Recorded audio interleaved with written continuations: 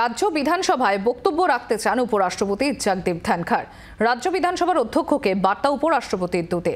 রাজ্যের কথা মতোই বিধানসভায় কথা বলতে চান জগদীপ ধনখড়। রাজ্যপাল থাকার সময় ধনখড়ের সঙ্গে দূরত্ব বাড়ে রাজ্যের। উপরাষ্ট্রপতির দূতের আর্জিতে সারা রাজ্য বিধানসভায় বিশেষ অধিবেশন ডেকেই ধনখড়ের বক্তব্য রাখার ব্যবস্থা করা হয়েছে বলে বিধানসভা সূত্রে খবর।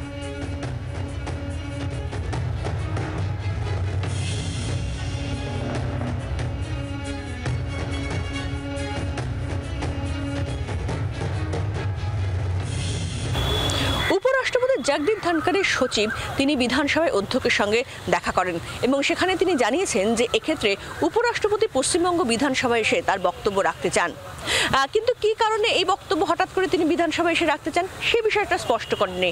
তবে সচিবের বক্তব্যে একটা বিষয় স্পষ্ট হয়েছে যে এক্ষেত্রে উপরাষ্ট্রপতি রাজ্য সরকার বা বিধানসভার বিরুদ্ধে কথা বলবেন বলে এখানে এসে বক্তব্য রাখতে চাইছেন তেমনটা কিন্তু নয়, অন্তত বিধানসভা সূত্রে তেমনটাই তারা মনে করছেন।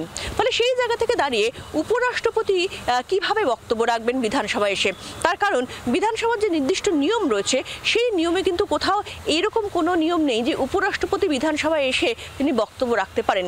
কিন্তু যেহেতু উপরাষ্ট্রপতি তিনি নিজে বিধানসভায় এসে বক্তব্য রাখতে চাইছেন, তাই তার সেই ইচ্ছাকে সম্মান জানিয়ে এক্ষেত্রে বিধানসভার পক্ষ থেকে পশ্চিমবঙ্গ বিধানসভার পক্ষ থেকে যে সিদ্ধান্ত নেওয়া হয়েছে যে বিশেষ একটি অধিবেশন ডাকা হবে, যে অধিবেশনে উপরাষ্ট্রপতি জগদীপ ধনখড়কে তাকে আমন্ত্রণ করা হবে এবং তিনি এখানে এসে অর্থাৎ এই বিধানসভায় এসে তিনি বক্তব্য রাখবেন।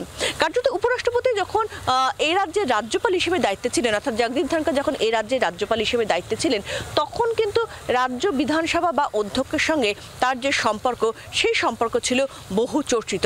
তার কারণ সেই সম্পর্কে একাধিক ক্ষেত্র নিয়ে কিন্তু বিতর্ক জানা বেড়েছিল, যার মধ্যে কখনো ছিল শপথ, কখনো তার বিধানসভার অভ্যন্তরে দাঁড়িয়ে অর্থাৎ বি.আর. আম্বেদকরের মূর্তির নিচে দাঁড়িয়ে তার রাজ্য সরকারের বিরুদ্ধে তার একাধিক সমালোচনামূলক বক্তব্য, যেখানে অধ্যক্ষ তিনি পাশে দাঁড়িয়ে তাকে আটকানোর চেষ্টা করছেন কিন্তু রাজ্যপাল তিনি বলে যাচ্ছেন। এরকম নানান ঘটনার সাক্ষী থেকেছে বিধানসভা যখন রাজ্যপাল হিসেবে দায়িত্বে ছিলেন জগদীপ ধনখড়। সেই জগদীপ ধনখড় তিনি এই মুহূর্তে দেশের উপরাষ্ট্রপতি, তিনি বিধানসভাতে ফের আসতে চাইছেন এবং সেখানে ফের বক্তব্য রাখতে চাইছেন। বিধানসভা সূত্রে যেটা জানা যাচ্ছে তার সেই ইচ্ছাকে সম্মান জানানো হবে এবং সেই সম্মান জানিয়েই কিন্তু সেক্ষেত্রে একটি বিশেষ অধিবেশন ডেকে তিনি যাতে এসে বক্তব্য রাখতে পারেন তার ব্যবস্থাও করা হবে। জি 24 ঘন্টার জন্য ক্যামেরায় কমলের সঙ্গে শ্রেয়সী, কলকাতা। আর এবার এই বিষয়টি নিয়ে তৃণমূল কংগ্রেসের রাজ্য সম্পাদক কুণাল ঘোষ তিনি কি বলছেন শোনাবো আপনাদের। বাংলার বিধানসভা বাংলার সরকারের মডেল, মাননীয় মুখ্যমন্ত্রীর নেতৃত্বে বাংলার বিধানসভা যে উচ্চতায় পৌঁছেছে, বিধানসভায় যে ধরনের বিধানসভা থেকে মানে সরকারের তরফ থেকে যে ধরনের উন্নয়ন জনমুখী কাজ হচ্ছে, এটা তো সারা ভারতকে আকর্ষণ করে। ফলে যতই বিজেপি করুন, যতই বিজেপি সমর্থন হন, যতই অন্ধ তৃণমূল বিরোধী করুন, তো এখন উপরাষ্ট্রপতির সেই বঙ্গ বিধানসভার যে গুরুত্ব এবং আকর্ষণ সেখানে একটু সামিল হতে চাইছেন, এ তো ভালো কথা।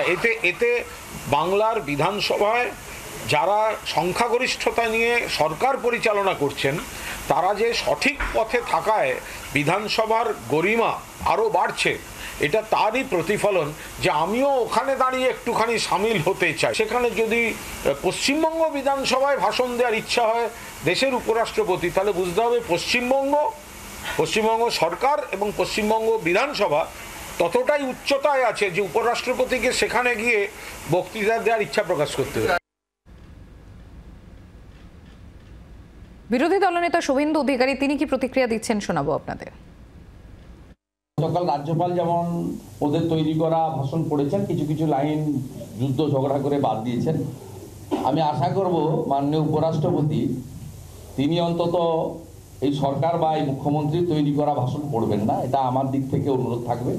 অফিসিয়ালি যদি এটা অ্যানাউন্সমেন্ট হয় আমি ওনাকে মেল করেও রিকোয়েস্ট করব উইথ ফোল্ডেড হ্যান্ড এবং উইথ ডিউ অনার।